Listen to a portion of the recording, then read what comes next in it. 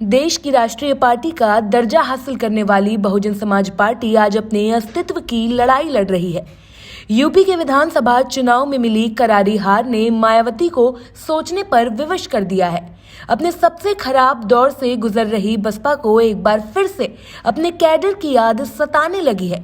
यही कारण है कि मायावती लगातार पार्टी के नेताओं और पदाधिकारियों को अपनी रणनीतियों में बदलाव के संकेत देने लगी हैं। एक बार फिर से वो दलित, मुस्लिम और अति पिछड़ों को लामबंद करने की रणनीति पर काम करने लगी हैं। 2007 में स्वर्ण, खासकर ब्राह्मण वोट बैंक की सियासत कर पूर्ण बहुमत हासिल करने वाली बसपा की सोशल इंजीनियरिंग ने देश भर में सुर्खियां बटोरी थी।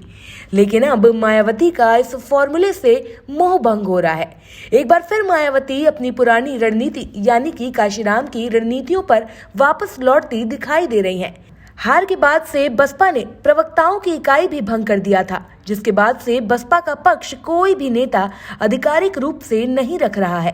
लेकिन बसपा की सियासत पर पैनी नजर रखने वाले वरिष्ठ पत्रकार डॉक्टर अशफाक अहमद क्या कुछ कहते हैं, सुनिए। देखिए, बीएसपी जो है कैडर बेस्ड पार्टी है और हमेशा अपने कैडरों से बातचीत करके तमाम रास्ते निकालती है। हम लोगों के पास जो खबरें उसके मुताबिक अब वो जो पारंपरिक उनका पुराना जो काशीराम जी के ज़माने का मामला रहा है कि जो एससी, मुसलमान और जो अदर बैकवर्ड क्लास यादों को छोड़कर उनको लेकर एक बड़ा गठबंधन बनाया जाए, उसी पर वो काम कर रहे हैं। और मुझे ये लगता है कि ये विधानसभा चुनाव से पहले ही इनका काम शुरू हुआ था, लेकिन विधानसभा तक उतना नहीं अमल कर पाया था। अब ये लोग इसको बहुत तेज कर रहे हैं और ये जो बीच में जो है ब्राह्मण के साथ या अलग अलग जो चीज़ें बनाई गई थी, वो मुझे लगता है कि उसका रिजल्ट बहुत अच्छा नहीं आया। पिछले विधानसभा चुनाव में 2017 में देखें तो मुसलमानों को बहुत टिकट दिया, मुस्लिम का खेल हुआ। उसके बाद इस बार ब्राह्मणों का मामला था, कई रैलियां की गई, कई मीटिंगें की गई।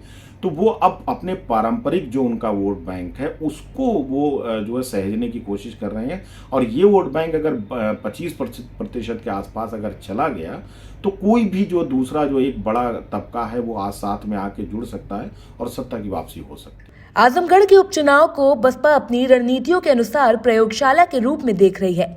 इस उपचुनाव से मायावती भविष्य की रणनीतियों को भी अंजाम देंगी।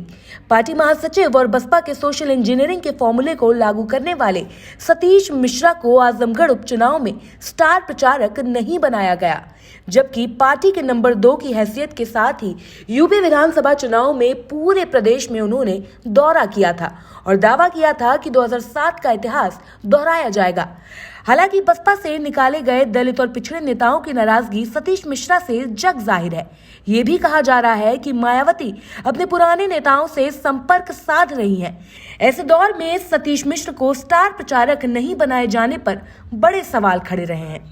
देखिए, एक मैसेज तो साफ है। ऐसा कहा जा रहा है कि वो बीमार है, तमाम तरह की खबरें आ रही, लेकिन जो स्टार प्रचारक हैं, ज़रूरी नहीं कि उसमें जो है लोग प्रचार करने ही जाएं। कई ऐसे नाम होते हैं जो नहीं भी जाते हैं, लेकिन एक उसकी कैटेगरी बनती है। और जो सतीश मिश्रा जी हैं, बीएसपी में उनकी सेकंड नंबर की पोजीशन मानी जाती थी। और अगर उनका नाम नहीं है तो, और नकुल दुबे जिस तरह से पार्टी से बाहर किए गए, जो बहुत करीबी थे सतीश चंद्र मिश्रा जी के, तो कहीं ना कहीं आप ये मान के चलिए कि मैसेज जो है, जो उनका पारंपरिक वोट है, उसको देने की कोशिश ज़रूर है। और उन नेताओं को भी कोशिश है जो पार्टी से छोड़ कर गए और ये इल्ज़ाम लगा के गए कि जो है सतीश चंद्र मिश्रा जी या दूसरे लोग जो है पार्टी में डोमिनेंट हो रहे हैं। तो एक जो अपने वोट बैंक को सहेजने के लिए बड़ा कदम है। और मुझे लगता है कि ये कोई छोटा कदम इसको बीएसपी का नहीं कहा जाएगा, बड़ा कदम कहा जाएगा।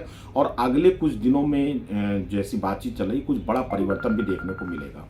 मायावती लगातार पार्टी की रणनीतियों को लेकर मंथन कर रही हैं। बसपा से जुड़ी कई रिपोर्ट में दावा किया जा रहा है कि मायावती बदलाव को पूरी तरह तैयार है। ये बदलाव पुरानी रणनीतियों पर वापस लौटने के रूप में देखा जा रहा है, लेकिन ये कितना लागू हो पाता है और इसमें कितनी सफलता मिलेगी, इसको लेकर पार्टी के नेताओं में भी संदेह है। फिलहाल मायावती के बयानों और उनके हालिया निर्णयों से स्पष्ट है कि वो सोशल इंजीनियरिंग फॉर्मूले को ठंडे बस्ते में डालने का निर्णय ले चुकी हैं।